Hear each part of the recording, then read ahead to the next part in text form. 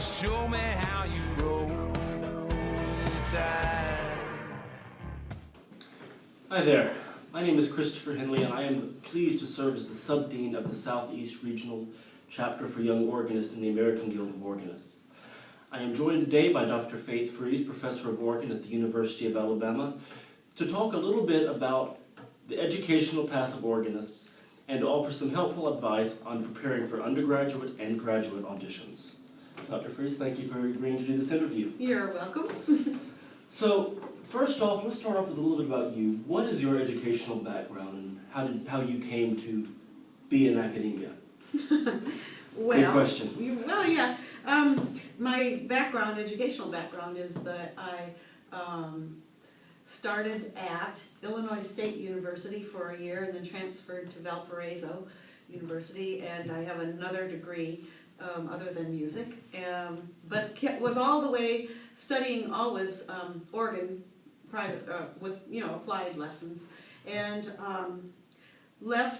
graduated and then taught school for 2 years at the middle school age, vocational careers. But then from there I was still taking lessons, was driving an hour into Valparaiso University and studying with Phil Gearing, and then decided to go on for my master's at Indiana University, study with Bob Brayfield, and again left and taught at a junior college, and that went for about a couple of years, and then decided to move up and do some church work, full-time church work in Williston, North Dakota at a large Lutheran congregation. Then from there did the doctorate at Indiana University, again studying with Dr. Marilyn Kaiser and again Bob Brayfield, and it's been academia ever since. So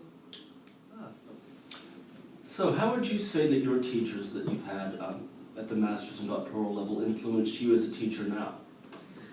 Well, I always thought that Dr. Robert Brayfield was the teacher's teacher. He really explained, and we went through a lot of pedagogy and that type of thing on how to teach young students. So many of his thoughts were geared towards that process. I do many of the similar sorts of things that both he and Marilyn Kaiser do. Of course, I subdivide the beat a lot, and giving the student the music, the inner pulse, keeping it rather alive. And it's just that you find you adopt certain ways of each of the teachers, but then you also come up with your own little shop of horrors, as it were, to kind of make a point and so forth. I think Marilyn used a lot of metaphors, and so I tend to use that in teaching too sometimes. So I can attest to that. yes. So I think that, I don't know, I mean, at some point you keep what you have from your teachers, but you at another point begin to migrate and develop your own style. So, Okay. yeah. So as a teacher, what are you looking for in students who are looking to apply for an undergraduate in organ performance, such as repertoire or specific skills they might need to have developed at the end of their high school career? Well, through high school they should be working on, for instance, the little preludes and fugues, the little 8, perhaps, at least, and then for sure Orgelbuchlein, perhaps any of the smaller, easier Bach preludes and fugues. If they have the skill set, they should be doing scales, they should be doing hymn playing, sight reading is one of them. We check all that when they come to play. Even in our competition, if I can get to the student that we will have them play hymn or sight read, that I can see what they can do there. In the actual audition, they'll have a piece by J.S. Bach, say a prelude and fugue. They would have another piece of contrasting style, and then I would also ask them for the hymn and the sight reading, and scales as well. So, did you want to know graduate level too? Yeah, so what would you say to, let's say, a master's student, or someone who is considering a master's that's working on their undergrad now? Right. When should they really start looking to consider preparing for a graduate audition in their college As career? soon as possible.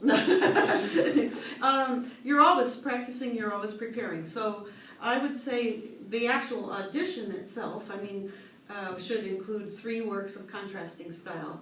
No more than 30 minutes worth of music, perhaps. But a major Bach work, prelude and fugue, or a trio sonata would be great to hear.